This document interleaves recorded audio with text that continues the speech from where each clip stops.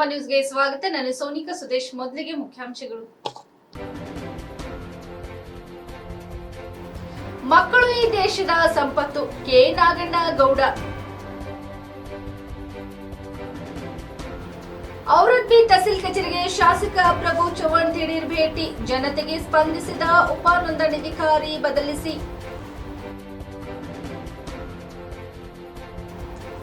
ಜೀಜಮಾತ ಶಿಕ್ಷಣ ಬಸವಕರಣ ಶ್ರೀ ಛತ್ರಪತಿ ಶಾಹು ಮಹಾರಾಜರ ಜಯಂತಿ ಹಾಗೂ ಪ್ರತಿಭಾವಂತ ವಿದ್ಯಾರ್ಥಿಗಳ ಸನ್ಮಾನ ಸಮಾರಂಭ. ಸುದ್ದಿಯ ವಿವರಗಳು. ಮಕ್ಕಳು ಈ ದೇಶದ ಸಂಪತ್ತಾಗಿದ್ದು ಅವರ ಹಕ್ಕುಗಳನ್ನು ಉಲ್ಲಂಘನೆಯಾಗದಂತೆ ನೋಡಿಕೊಳ್ಳುವ ಜವಾಬ್ದಾರಿ ಸಂಬಂಧಿಸಿದ ಇಲಾಖೆ ಅಧಿಕಾರಿಗಳ ಮೇಲಿದೆ ಎಂದು ಕರ್ನಾಟಕ ರಾಜ್ಯ ಮಕ್ಕಳ ಹಕ್ಕುಗಳ ರಕ್ಷಣಾ ಆಯೋಗದ ಅಧ್ಯಕ್ಷರಾದ ಕೆ ನಾಗಣ್ಣಗೌಡ ಹೇಳಿದರು. ಅವರು ಬುಧವಾರ ಬೀದರ್ ಜಿಲ್ಲಾ ಪಂಚಾಯತ್ ಕಚೇರಿ ಸಭಾಂಗಣದಲ್ಲಿ ಕರ್ನಾಟಕ ರಾಜ್ಯ ಮಕ್ಕಳ ಹಕ್ಕುಗಳ ರಕ್ಷಣಾ ಆಯೋಗ ಬೆಂಗಳೂರು, ಮಕ್ಕಳ ರಕ್ಷಣಾ ನಿರ್ದೇಶನಾಲಯ ಬೆಂಗಳೂರು, ಜಿಲ್ಲಾಡಳಿತ ಬೀದರ್, ಜಿಲ್ಲಾ ಪಂಚಾಯತ್, ಜಿಲ್ಲಾ ಕಾನೂನು ಸೇವೆಗಳ ಪ್ರಾಧಿಕಾರ, ಪೊಲೀಸ್ ಇಲಾಖೆ, ಮಹಿಳಾ ಮತ್ತು ಮಕ್ಕಳ ಅಭಿವೃದ್ಧಿ ಇಲಾಖೆ, ಜಿಲ್ಲಾ ಮಕ್ಕಳ ರಕ್ಷಣಾ ಘಟಕ ಹಾಗೂ ಸಹಭಾಗಿದಾರ ಇಲಾಖೆಗಳ ಸಹಯೋಗದಲ್ಲಿ ಹಮ್ಮಿಕೊಂಡಿದ್ದ ಆರ್ಟಿಇ, ಫೋಕ್ಸೋ ಕಾಯ್ದೆ ಮತ್ತು ಬಾಲ ನ್ಯಾಯ ಕಾಯ್ದೆ ಅನುಷ್ಠಾನದ ಬಗ್ಗೆ ಸಹಭಾಗಿಯಾಗಿದ್ದಾರೆ. ಇಲಾಖೆಯವರೊಂದಿಗೆ ಪ್ರಗತಿ ಪರಿಶೀಲನೆ ಸಭೆ ಹಾಗೂ ಮಕ್ಕಳ ಹಕ್ಕುಗಳ ಉಲ್ಲಂಘನೆಯ ಪ್ರಕರಣಗಳ ಬಗ್ಗೆ ವಿಚಾರಣೆ ನಡೆಸಿ ಮಾತನಾಡಿದರು. ಕಲ್ಯಾಣ ಕರ್ನಾಟಕ ಭಾಗದಲ್ಲಿ ಮಕ್ಕಳ ಮೇಲಿನ ದೌರ್ಜನ್ಯ ನಡೆಯದಂತೆ ನೋಡಿಕೊಳ್ಳುವ ಜವಾಬ್ದಾರಿ ಮುಖ್ಯವಾಗಿ 11 ಭಾಗಿದಾರಿ ಇಲಾಖೆಗಳ ಮೇಲಿದೆ. ಮಕ್ಕಳ ಜೀವ ಮತ್ತು ಜೀವನವನ್ನು ಕಿತ್ತುಕೊಳ್ಳುವ ಹಕ್ಕು ಯಾರಿಗೂ ಇಲ್ಲ. ಫೋಕ್ಸೋ, ಆರ್ಟಿಇ ಮತ್ತು ಭ್ರೂಣ ಹತ್ಯೆಯಂತಹ ಪ್ರಕರಣಗಳನ್ನು ಆಯೋಗ ಗಂಭೀರವಾಗಿ ಪರಿಗಣಿಸಿ ಇಂತಹ ಪ್ರಕರಣಗಳಲ್ಲಿ ಮಕ್ಕಳ ಹಕ್ಕುಗಳನ್ನು ರಕ್ಷಣೆ ಮಾಡುವ ಜವಾಬ್ದಾರಿ ನಮ್ಮ ಮೇಲಿದೆ ಎಂದು ಹೇಳಿದರು. ವಿವಿಧ ಇಲಾಖೆಗಳು ಪರಸ್ಪರ ಸಹಕಾರದಿಂದ ಕೆಲಸ ಮಾಡಿದರೆ ಮಕ್ಕಳ ಹಕ್ಕುಗಳನ್ನು ಸಂರಕ್ಷಣೆ ಮಾಡುವುದರ ಜೊತೆಗೆ ಅವರಿಗೆ ಭವಿಷ್ಯವನ್ನು ರೂಪಿಸಿದಂತಾಗುತ್ತದೆ. ಚೈಲ್ಡ್ ಪ್ರೊಟೆಕ್ಷನ್ ನಿಯಮಗಳ ಕುರಿತು ಶಿಕ್ಷಣ ಇಲಾಖೆ ಎಲ್ಲರಿಗೂ ತರಬೇತಿ ನೀಡಬೇಕು. ಅಂದಾಗ ಅವರ ಹಕ್ಕುಗಳ ರಕ್ಷಣೆ ಮಾಡಲು ಸಾಧ್ಯವಿದೆ. ತರಬೇತಿ ನೀಡಿ 3 ದಿನಗಳಲ್ಲಿ ನಮಗೆ ಮಾಹಿತಿ ನೀಡಿ ಎಂದು ಶಾಲಾ ಶಿಕ್ಷಣ ಮತ್ತು ಸಾಕ್ಷರತಾ ಇಲಾಖೆ ಉಪನಿರ್ದೇಶಕರಿಗೆ ಅಧ್ಯಕ್ಷರು ಸೂಚನೆ ನೀಡಿದರು. ಅಪಾರ ಜಿಲ್ಲಾಧಿಕಾರಿ ಶಿವಕುಮಾರ್ ಶೀಲವಂತ್ ಅವರು ಮಾತನಾಡಿ, ನಮಗೆ ಗೊತ್ತಿಲ್ಲದ ಕೆಲವು ವಿಚಾರಗಳನ್ನು ಆಯೋಗದ ಅಧ್ಯಕ್ಷರು ನಮ್ಮ ಗಮನಕ್ಕೆ ತಂದಿದ್ದಾರೆ. ಇವುಗಳನ್ನು ಜಾರಿಯಲ್ಲಿ ತರಲಾಗುವುದು ಮತ್ತು ಇಂದಿನ ಸಭೆಗೆ ಗೈರಾದ ಅಧಿಕಾರಿಗಳಿಗೆ ನೋಟಿಸ್ ಸಹ ನೀಡಲಾಗುವುದು. ಆರ್ಟಿಇ ಎಲ್ಲ ಸರ್ಕಾರಿ ಮತ್ತು ಖಾಸಗಿ ಶಾಲೆಗಳಲ್ಲಿ ಜಾರಿಯಾಗಿ ನೋಡಿಕೊಳ್ಳಲಾಗುವುದು. ಎಲ್ಲ ಇಲಾಖೆಗಳಲ್ಲಿ ಮಕ್ಕಳ ಹಕ್ಕುಗಳ ರಕ್ಷಣಾ ನಿಯಮಗಳನ್ನು ಪಾಲನೆ ಮಾಡಲಾಗುವುದು. ತಾಲೂಕಾ ಮಟ್ಟದಲ್ಲಿ ತಹಸೀಲ್ದಾರ್ ನೇತೃತ್ವದಲ್ಲಿ ಟಾಸ್ಕ್ ಫೋರ್ಸ್ ಸಮಿತಿ ಸಭೆ ನಡೆಸಲು ಹಾಗೂ ಶಾಲೆಗಳು ಹಾಗೂ ವಸತಿ ನಿಲಯಗಳಿಗೆ ಭೇಟಿ ನೀಡುವಂತೆ ಅವರಿಗೆ ನಿರ್ದೇಶನ ನೀಡಲಾಗುವುದು ಎಂದು ಹೇಳಿದರು. ಈ ಸಭೆಯಲ್ಲಿ ಕರ್ನಾಟಕ ರಾಜ್ಯ ಮಕ್ಕಳ ಹಕ್ಕುಗಳ ರಕ್ಷಣಾ ಆಯೋಗದ ಸದಸ್ಯರಾದ Shekhar Gowda, G Shashidhar Kosambe, doctor Thippeswamy, KT Venkatesh, S Manju, ಜಿಲ್ಲಾ ಪಂಚಾಯತ್ ಮುಖ್ಯ ಯೋಜನಾಧಿಕಾರಿ ಕಿಶೋರ್ ಕುಮಾರ್ ದುಬೆ, ಮಹಿಳಾ ಮತ್ತು ಮಕ್ಕಳ ಅಭಿವೃದ್ಧಿ ಇಲಾಖೆ ಉಪನಿರ್ದೇಶಕರಾದ ಪ್ರಭಾಕರ್, ಮಕ್ಕಳ ಕಲ್ಯಾಣ ಸಮಿತಿ ಜಿಲ್ಲಾಧ್ಯಕ್ಷರಾದ ರಜಿಯಾ ಬಳಬಟ್ಟಿ, ಹೆಚ್ಚುವರಿ ಪೊಲೀಸ್ ಅಧೀಕ್ಷಕರಾದ ಮಹೇಶ್ ಮೇಘಣ್ಣವರ್, ಡಿವೈಎಸ್ಪಿ ಶಿವನಗೌಡ ಪಾಟೀಲ್, ಜಿಲ್ಲಾ ಮಕ್ಕಳ ರಕ್ಷಣಾ ಘಟಕದ ರಕ್ಷಣಾಧಿಕಾರಿ ಗೌರಿ ಶಂಕರ್ ಪರ್ತಾಪುರ್ ಸೇರಿದಂತೆ ಜಿಲ್ಲಾ ಮತ್ತು ತಾಲೂಕಾ ಮಟ್ಟದ ವಿವಿಧ ಇಲಾಖೆ ಅಧಿಕಾರಿಗಳು ಉಪಸ್ಥಿತರಿದ್ದರು. ಈ 112 ಪೊಲೀಸ್ ಟೀಮಲ್ಲಿ ಏನು ವ್ಯಾನ್ ಇದೆ, ಈ ಎಮರ್ಜೆನ್ಸಿ ಸರ್ವಿಸ್ ಸಿಸ್ಟಮ್ಸ್ ಏನು ಮಾಡಿದ್ದೀರಿ, ಆ ಎಲ್ಲ ಪೊಲೀಸ್ಗಳು ಈಗ ಯಾರು ಬಂದಿದ್ದಾರೆ 112 ಪೊಲೀಸ್ಗಳು ಟ್ರೈನಿಂಗ್ ಮಾಡಿದ್ದೀರಾ, ಚೈಲ್ಡ್ ಫ್ರೆಂಡ್ಲಿ ಆಗಿರಬೇಕು, ಹೇಗೆ ಲಿಂಕೇಜ್ ಮಾಡಬೇಕು, ಹೇಗೆ ಯಾವ ಲಾಗಳನ್ನ ಅರ್ಥ ಮಾಡ್ಕೊಬೇಕು, ಮತ್ತು ಕೇಸ್ ಹೆಂಗೆ ಇಂಟರ್ವೆನ್ಷನ್ ಮಾಡಬೇಕು. ಈ ಚೈಲ್ಡ್ ಮ್ಯಾರೇಜ್ ಕೇಸ್ ಬರುತ್ತೆ, ಫೋನ್ ಮಾಡ್ತಾರೆ DCP ಅವರು, ಚೈಲ್ಡ್ ಲೈನ್ ಅವರು, ಇವ್ರು ಹೋಗುವಷ್ಟರಲ್ಲಿ ಅಥವಾ ಮದುವೆ ಓಡೋಗಿರ್ತಾರೆ ಅಥವಾ ಇವ್ರು ಇಲ್ಲ ಅಂದ್ಬಿಟ್ಟೆ ವಾಪಸ್ ಬರ್ತಾರೆ. ಈ ಥರದ್ದು ನಮಗೆ ನಾವು ನೋಡಿದ್ದಾರೆ. ಸೊ ಅದಕ್ಕೆ ನೀವು 112 ಪೊಲೀಸ್ಗೆ ಅವ್ರ ಜೊತೆ DCP ಅವ್ರ ಜೊತೆ ಯಾವುದಾದ್ರೂ ಮೀಟಿಂಗ್ ಮಾಡಿದ್ದೀರಾ, ಡಿಸ್ಕಷನ್ ಮಾಡಿದ್ದೀರಾ? ಎಷ್ಟು ಕೇಸ್ ಡೈರೆಕ್ಟಾಗಿ 112 ಪೊಲೀಸ್ಗೆ ಬಂದಿದೆ ಈಗ ನಮ್ಮಲ್ಲಿ? 112 ನಾವು ಮೊನ್ನೆ ಅಂದ್ರೆ ನಿಮ್ಮ ಡೇಟ್ ಎಕ್ಸಾಕ್ಟ್ ಸರಿಯಾದ ರೀತಿಯಲ್ಲಿ ಇದು ಪ್ರಕ್ರಿಯೆ ನಡೆದಿಲ್ಲ ಅಂತ ಅರ್ಥ. ಆಮೇಲೆ ನಮ್ಮ HAPU ನಲ್ಲಿ ಮಾಹಿತಿ ಕಂಪಲ್ಸರಿ ಇರಲೇಬೇಕಲ್ಲ. ಕನ್ವೆನ್ಷನ್ ಮಾಹಿತಿ ಇಲ್ಲ, ಎಕ್ವಿಟ್ ಮಾಹಿತಿ ಇಲ್ಲ. ನಮ್ಮಲ್ಲಿ ಎಲ್ಲ ಮಾಹಿತಿ ಇತ್ತು ಸರ್. ನಮ್ಮಲ್ಲಿ ನಾನು ಆಕ್ಚುಲಿ ಅದು ನನಗೆ ನಾವೇ ತಗೊಂಡಿದ್ದಾರೆ. ನಿಮ್ಮ ತಪ್ಪು ನಿಮ್ದಿನ ಪಾರ್ಟ್ ಬೇರೆ ಇರುತ್ತೆ. ಅವ್ರ ಗೊತ್ತಿ ನೀವು ಹಿಡಿದಿರ, ಅವ್ರ ಕೆಲಸ ನೀವು ಮಾಡ್ತೀರಿ. ಇಲ್ಲ ಸರ್, DCRP ಮತ್ತು ಕೋರ್ಟ್ಗಿಂತ ಕನ್ವೆನ್ಷನ್ ಆಗಿ ಕೋರ್ಟಿಂದ ತಗೊಂಡಿದ್ದಾರೆ. ನಾವು ನೆಕ್ಸ್ಟ್ ಮೀಟಿಂಗ್ ಅಲ್ಲಿ ನಾವು ಮಾಹಿತಿ ತಗೊಂಡ್ಬರ್ತೀವಿ. ಪ್ರತಿ ತಿಂಗಳು FIR ತಕ್ಷಣ ಗಂಭೀರವಾದ ಪ್ರಕರಣಗಳ ಬಗ್ಗೆನೇ ನಮ್ಮ HAPU ನಲ್ಲಿ ಮಾಹಿತಿ ಇಲ್ಲ ಅಂದ್ರೆ ಏನರ್ಥ ಸರ್? ನಿಮ್ಮಲ್ಲಿ ಸ್ಟ್ಯಾಟಿಸ್ ಅಲ್ಲಿ SJP ಯೂನಿಟ್ ಆಫೀಸ್ ಇದೆಯಾ? ಇದೆ ಸರ್. ಇದ್ರ ಮೇಲೆ ಅಲ್ಲಿ ಪೊಲೀಸ್ ಇರ್ತಾರಲ್ಲ, CWP ಅವರು ಇದ್ದಾರಲ್ಲ. ಮಾಜಿ ಸಚಿವರು ಹಾಗೂ ಔರದ್ ಬಿ ಶಾಸಕರಾದ ಪ್ರಭು ಬಿ ಚವ್ಹಾಣ್ ಅವರು ಜೂನ್ 26ರಂದು ಔರದ್ ಬಿ ತಹಸೀಲ್ ಕಾರ್ಯಾಲಯಕ್ಕೆ ದಿಢೀರ್ ಭೇಟಿ ನೀಡಿ ವ್ಯವಸ್ಥೆಯನ್ನು ಪರಿಶೀಲಿಸಿದರು. ಉಪ ನೋಂದಣಾಧಿಕಾರಿಗಳ ಕಚೇರಿಗೆ ಭೇಟಿ ನೀಡುತ್ತಿದ್ದಂತೆ ಸಾರ್ವಜನಿಕರು ತಮ್ಮ ಸಮಸ್ಯೆಗಳನ್ನು ಹಂಚಿಕೊಳ್ಳಲು ಆರಂಭಿಸಿದರು. ಹಣ ಕೊಡದೆ ಯಾವುದು ಕೆಲಸಗಳಾಗುತ್ತಿಲ್ಲ, ಹಣವಿಲ್ಲದೆ ಕಡತಗಳ ವಿಲೇವಾರಿ ಆಗುತ್ತಿಲ್ಲವೆಂದು ಗಂಭೀರ ಸ್ವರೂಪದ ಆರೋಪಗಳನ್ನು ಮಾಡಿದರು. ಯುವಕನೊಬ್ಬ ತನ್ನ ಮೊಬೈಲ್ನಲ್ಲಿ ಸಿಬ್ಬಂದಿಯ ಅವ್ಯವಹಾರದ ವಿಡಿಯೋ ತುಣುಕುವುದನ್ನು ಶಾಸಕರಿಗೆ ತೋರಿಸಿದರು. ಇದರಿಂದ ಕೋಪಗೊಂಡ ಶಾಸಕರು ವಿಡಿಯೋ ಪರಿಶೀಲಿಸಿ ಅವ್ಯವಹಾರದಲ್ಲಿ ತೊಡಗಿರುವ ಸಿಬ್ಬಂದಿಯನ್ನು ತಕ್ಷಣ ವಜಾಗೊಳಿಸುವಂತೆ ಅಧಿಕಾರಿಗಳಿಗೆ ಸೂಚಿಸಿದರು. ನಂತರ ಜಿಲ್ಲಾಧಿಕಾರಿಗಳಿಗೆ ದೂರವಾಣಿ ಮುಖಾಂತರ ಸಂಪರ್ಕಿಸಿ ಔರದ್ ಬಿ ಉಪ ನೋಂದಣಾಧಿಕಾರಿ ಕಚೇರಿಯಲ್ಲಿ ಸಾಕಷ್ಟು ಅವ್ಯವಹಾರಗಳು ನಡೆಯುತ್ತಿವೆ, ದುಡ್ಡಿಲ್ಲದೆ ಯಾವುದೇ ಕೆಲಸಗಳಾಗುತ್ತಿಲ್ಲವೆಂದು ಜನತೆ ದೂರುಗಳನ್ನು ಸಲ್ಲಿಸುತ್ತಿದ್ದಾರೆ.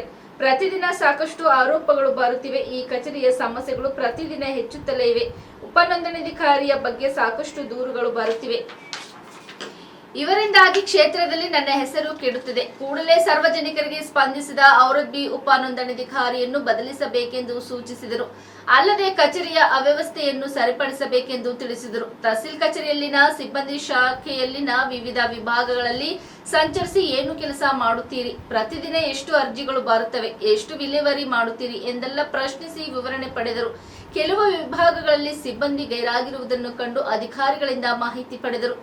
ಬಯೋಮೆಟ್ರಿಕ್ ಯಂತ್ರಗಳನ್ನು ಚಾಲನೆ ಮಾಡಬೇಕು, ಗೈರು ಹಾಜರಾದವರು ಮತ್ತು ಸಮಯಕ್ಕೆ ಆಗಮಿಸಿದವರಿಗೆ ನೋಟಿಸ್ ನೀಡಬೇಕು, ಅವರ ಸಂಬಳ ಕಡಿತಗೊಳಿಸಬೇಕು. ಜನತೆಗೆ ಸ್ಪಂದಿಸಿದ ಅಧಿಕಾರಿ ಮತ್ತು ಸಿಬ್ಬಂದಿಯ ವಿರುದ್ಧ ಮುಲಾಜಿಲ್ಲದೆ ಶಿಸ್ತು ಕ್ರಮ ಜರುಗಿಸುವಂತೆ ಸೂಚಿಸಿದರು. ಕಚೇರಿಗೆ ಆಗಮಿಸಿದ ಸಾರ್ವಜನಿಕರನ್ನು ಮಾತನಾಡಿಸಿ, ಇವಾಲ್ ಕೆಲಸಕ್ಕಾಗಿ ಬಂದಿದ್ದೀರಿ, ಅಧಿಕಾರಿಗಳು ಹೇಗೆ ಸ್ಪಂದಿಸುತ್ತಿದ್ದಾರೆ, ಸಿಬ್ಬಂದಿ ಸರಿಯಾಗಿ ಕೆಲಸ ಮಾಡುತ್ತಿದ್ದಾರಾ ಎಂದು ಪ್ರಶ್ನಿಸುವ ಮೂಲಕ ತಹಸೀಲ್ ಕಚೇರಿ ಸಿಬ್ಬಂದಿಯ ಕೆಲಸದ ವೈಖರಿಯ ಬಗ್ಗೆ ತಿಳಿದುಕೊಂಡರು. ಕಚೇರಿ ಆವರಣ ಸ್ವಚ್ಛತೆಗೆ 10 ದಿನ ಗಡುವು. ಶಾಸಕರು ತಹಸೀಲ್ ಕಚೇರಿ ಆವರಣದಲ್ಲಿ ಸಂಚರಿಸಿದ ಸ್ವಚ್ಛತೆಯನ್ನು ಗಮನಿಸಿದರು. ಆವರಣದ ತುಂಬೆಲ್ಲ ಕಸ ಕಡ್ಡಿ ಗಿಡ ಗಂಟಿಗಳು ಬೆಳೆದಿರುವುದು ಕಾಣಿಸಿತು. ಕುಡಿಯುವ ನೀರಿನ ಯಂತ್ರ ಚಾಲ್ತಿಯಲ್ಲಿರಲಿಲ್ಲ. ಶೌಚಾಲಯ ಹಾಳಾಗಿ ಉಪಯೋಗಕ್ಕೆ ಬಾರದ ಸ್ಥಿತಿಯಲ್ಲಿ ಇರುವುದನ್ನು ಕಂಡು ಶಾಸಕರು ಅಧಿಕಾರಿಗಳ ವಿರುದ್ಧ ಆಕ್ರೋಶ ಹೊರಹಾಕಿದರು. ಕೂಡಲೇ ಶೌಚಾಲಯ ಮತ್ತು ಕುಡಿಯುವ ನೀರಿನ ವ್ಯವಸ್ಥೆ ಮಾಡಿಕೊಡಬೇಕೆಂದು ಕಟ್ಟುನಿಟ್ಟಿನ ಸೂಚನೆ ನೀಡಿದರು. ಅಲ್ಲದೆ ತಹಸೀಲ್ ಕಚೇರಿ ಆವರಣವನ್ನು 10 ದಿನದೊಳಗಾಗಿ ಸ್ವಚ್ಛಗೊಳಿಸಬೇಕೆಂದು ಗಡುವು ವಿಧಿಸಿದರು. ಜಿಜಮತ ಶಿಕ್ಷಣ ಬಸವಕಲ್ಯಾಣ ಶ್ರೀ ಛತ್ರಪತಿ ಶಾಹು ಮಹಾರಾಜರ ಜಯಂತಿ ಹಾಗೂ ಪ್ರತಿಭಾವಂತ ವಿದ್ಯಾರ್ಥಿಗಳ ಸನ್ಮಾನ ಸಮಾರಂಭ ಬುಧವಾರ ಮುಂಜಾನೆ 11 ಗಂಟೆಗೆ ಸ್ಥಳ ಬಿಕೆಡಿಬಿ ಕಲ್ಯಾಣ ಮಂಟಪದಲ್ಲಿ ಜರುಗಿತು. ಅಧ್ಯಕ್ಷರು ಸತೀಶ್ ಕುಮಾರ್, ಕಾರ್ಯದರ್ಶಿಗಳು ಸಮಿತಿ ಬೀದರ್, ಉದ್ಘಾಟಕರು ವಿಶಾಲ್ ಮಾಶೆಟ್ಟಿ, ನಿವೃತ್ತ ವ್ಯವಸ್ಥಾಪಕ ಕರ್ನಾಟಕ ನೀರಾವರಿ ಅಭಿವೃದ್ಧಿ ನಿಗಮ ಕಲಬುರಗಿ. ಶಾಹು ಮಹಾರಾಜರ ಜಯಂತಿ ಬಗ್ಗೆ ಒಳ್ಳೆಯ ಮಾತಾಡಿದರು ಹಾಗೂ ನರಸಿಂಗ್ ರೆಡ್ಡಿ ಗದ್ದೆಗಾಂವ್ ಸಾಹು ಮಹಾರಾಜರ ಜಯಂತಿಯ ಬಗ್ಗೆ, ರಾಜಕೀಯ ಬಗ್ಗೆ ಹಾಗೂ ಸಮಾಜದ ತಿದ್ದುವ ಬಗ್ಗೆ ಸುದೀರ್ಘವಾಗಿ ಮಾತನಾಡಿದರು. ಸಾಹು ಮಹಾರಾಜ್, ಅಂಬೇಡ್ಕರ್ ಹಾಗೂ ಅಣ್ಣ ಬಾವು ಸಾಟೆ 3 ಜನರ ಬಗ್ಗೆ ಒಳ್ಳೆಯ ಮಾತನಾಡಿದರು. ಅರ್ಜುನ್ ಕನಕ, ಮಾಜಿ ಕಾಂಗ್ರೆಸ್ ಪಕ್ಷದ ಅಧ್ಯಕ್ಷರು, ಅವರು ಬುದ್ಧ ಬಸವ ಅಂಬೇಡ್ಕರ್ ಸಾಹು ಮಹಾರಾಜ್ ಬಗ್ಗೆ ಮಾತನಾಡಿದರು. ಅಜಿತ್ ಸೂರ್ಯವಂಶಿ ಕೋಟ್ಮಾಳೆ ಇವರು ಕೂಡ ಸಾಹು ಮಹಾರಾಜರ ಹಾಗೂ ಮತ್ತು ಬುದ್ಧ ಬಸವ ಅಂಬೇಡ್ಕರ್ ಅಣ್ಣ ಬಾವು ಸಾಟೆ ಜೀವನ ಚರಿತ್ರೆ ಕುರಿತು ಸುದೀರ್ಘವಾಗಿ ಅರ್ಧ ತಾಸು ಮಾತನಾಡಿದರು. ಈ ಕಾರ್ಯಕ್ರಮದ ಮುಖ್ಯ ಅತಿಥಿಯಾಗಿ ಧನರಾಜ್ ಡಿ ರಾಜೋಡೆ, ಎಂಎಂ ತಂಬಾಕೆ, ನಿವೃತ್ತ ಪ್ರಾಂಶುಪಾಲರು, ನೀಲಾಂಬಿಕಾ ಕಾಲೇಜು, ಮನೋಹರ್ ಮೈಸೆ, ಮಾಧವರಾವ್ ಗಾದ್ಗೆ, ನಿವೃತ್ತ ಡಿಡಿಪಿಯು ಬೀದರ್, ರಮೇಶ್ ಬಿಸ್ಗಂ, ನಿವೃತ್ತಿ ಡಿಡಿಪಿಯು ಬೀದರ್ ಉಪಸ್ಥಿತರಿದ್ದರು. बसवा कल्याण में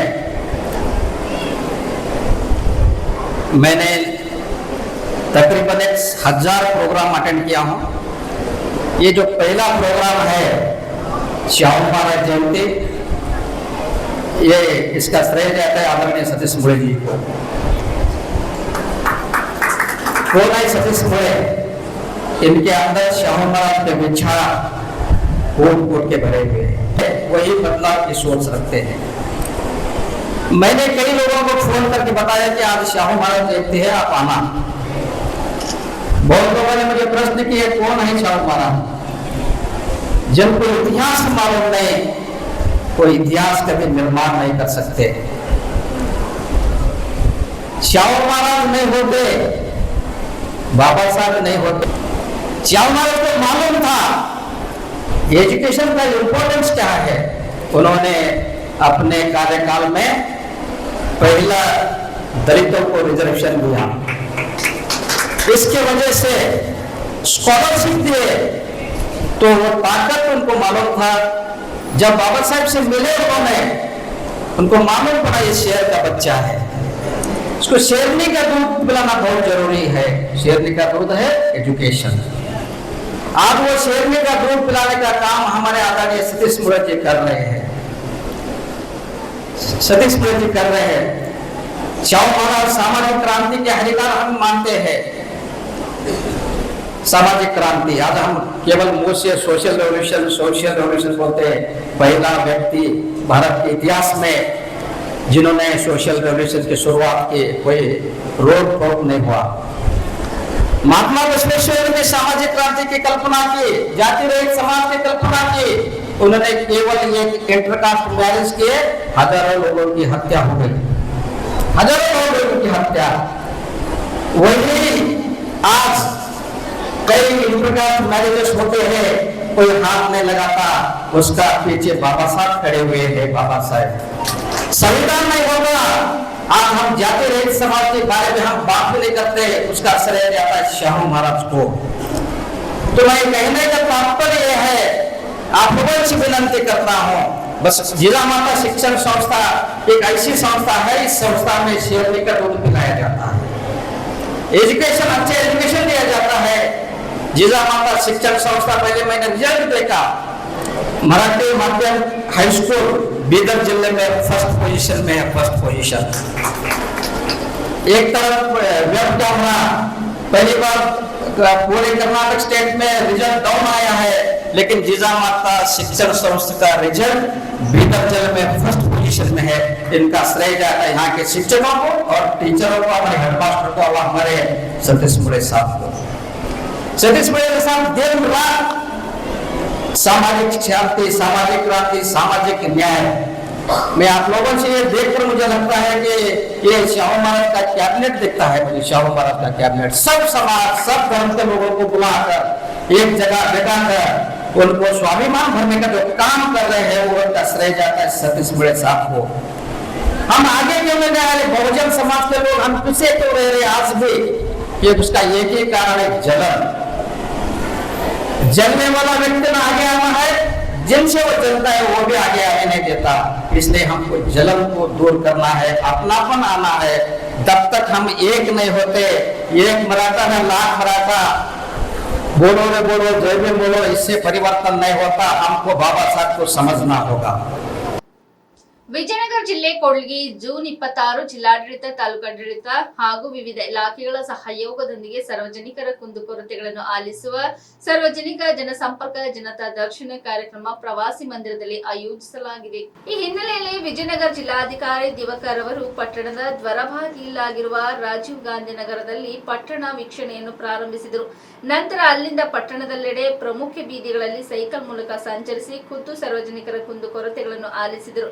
ಈ ಸಂದರ್ಭದಲ್ಲಿ ಕ್ಷೇತ್ರದ ಶಾಸಕರಾದ ಡಾಕ್ಟರ್ NTS ಅವರು ಸಹ ಜಿಲ್ಲಾಧಿಕಾರಿಗಳೊಂದಿಗೆ ಸೈಕಲ್ ಸಂಚಾರದಲ್ಲಿ ಭಾಗಿಯಾಗಿದ್ದರು. ರಾಜೀವ್ ಗಾಂಧಿ ನಗರದಲ್ಲಿ ಸಂಚರಿಸಿದ ಜಿಲ್ಲಾಧಿಕಾರಿ ದಿವಾಕರ್ ಅವರು ಕಲ್ಲು ಕಸದಿಂದ ತುಂಬಿ ಕೊಳೆತು ನಾರುತ್ತಿರುವ ಚರಂಡಿಗಳನ್ನು ಕಂಡು ಆರೋಗ್ಯಾಧಿಕಾರಿ ಗೀತರವರ ಮೇಲೆ ಕೆಂಡ ಮಂಡಲವಾದರು. ಸುಸಜ್ಜಿತ ರಸ್ತೆಗಳಲ್ಲಿದ್ದನ್ನ ಕಂಡ ಅವರು ಕೋಪಗೊಂಡರು. ಸಾರ್ವಜನಿಕರ ದೂರುಗಳನ್ನು ಕೇಳಿ ಮುಖ್ಯಾಧಿಕಾರಿ ಫಿರೋಜ್ ಖಾನರನ್ನು ತರಾಟೆಗೆ ತೆಗೆದುಕೊಂಡರು. ನಗರದಲ್ಲಿ ನೈರ್ಮಲ್ಯತೆ ಕಾಪಾಡಬೇಕು, ಸಮರ್ಪಕವಾಗಿ ಮೂಲಭೂತ ಸೌಕರ್ಯಗಳನ್ನು ಶೀಘ್ರವೇ ದೊರಕಿಸುವಂತೆ ಸೂಚಿಸಿದರು. ಶಾಂತಿವನವನ್ನು ಪ್ರವೇಶಿಸಿದ ಅವರು ಕೂಲಂಕುಷವಾಗಿ ಪರಿಶೀಲಿಸಿದರು. ಮೂಲಭೂತ ಸೌಕರ್ಯಗಳನ್ನು ತುರ್ತಾಗಿ ಕಲ್ಪಿಸಬೇಕು, ಸುವ್ಯವಸ್ಥೆ ಕಾಪಾಡಬೇಕೆಂದು ಆದೇಶಿಸಿದರು.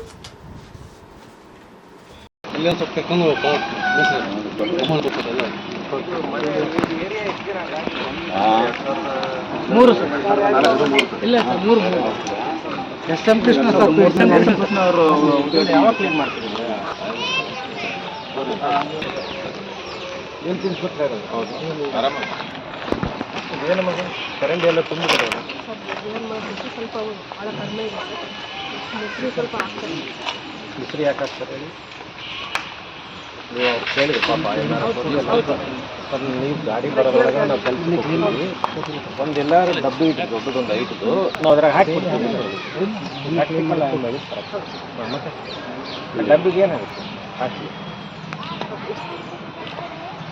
ಡಬ್ಬಿ ಇದು ಮಾಡೋದು, ಬಟ್ ವ್ಯವಸ್ಥೆ ಇಲ್ಲ. ಏನು ಆ ಕಡೆ ತಕ್ಕಿ ಈ ಕಡೆ ಹಾಕ್ತಾರೆ. ಅದು ಎಷ್ಟು ರೇಟ್ ಸರ್ ಇದು ಆಗಿಲ್ಲ ಸರ್ ದೊಡ್ಡದಿದೆ ಇದು ಹಾಂ ಸರ್ ಚೆನ್ನಾಗಿ ಯೂಸ್ ಮಾಡಿ ಇದು ಸರ್ ಸಮುದಾಯದವ್ರಿಗೆ ಅಲೋ ಮಾಡಿ ಎಲ್ಲರೂ ಇದ್ದಾಗ ಅಷ್ಟೇ ಜಾತಿ ಮಾಡಿ ಸರ್ ಸರ್ ಎಷ್ಟು ಜನ ಹಾಕ್ತಾರಂತ ಹೇಳಿದ್ರು ಸರ್ ಅಷ್ಟೇ ಎಲ್ಲರಿಗೂ ಹಾಕ್ತೀವಿ ಗಿಡಗಳನ್ನ ಹಾಕ್ತೀನಿ ಸ್ವಲ್ಪ ಹಾಕಿ ಫಾರೆಸ್ಟ್ನಲ್ಲಿ 14x20 ದೊಡ್ಡ ಸೈಜು 8 ಫೀಟ್ ಸೈಡ್ಗೆಲ್ಲ ಗಿಡ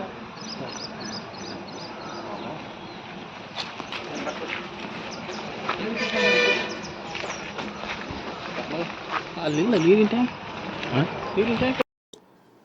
ಇಲ್ಲಿವರೆಗೆ ಸುದ್ದಿ ಕೊಟ್ಟಿದ್ದ ನಾನು ಸೋನಿಕಾ ಸುದೇಶ್. ಮುಂದಿನ ಸುದ್ದಿಯೊಂದಿಗೆ ಮತ್ತೆ ಭೇಟಿಯಾಗೋಣ. ವಂದನೆಗಳು.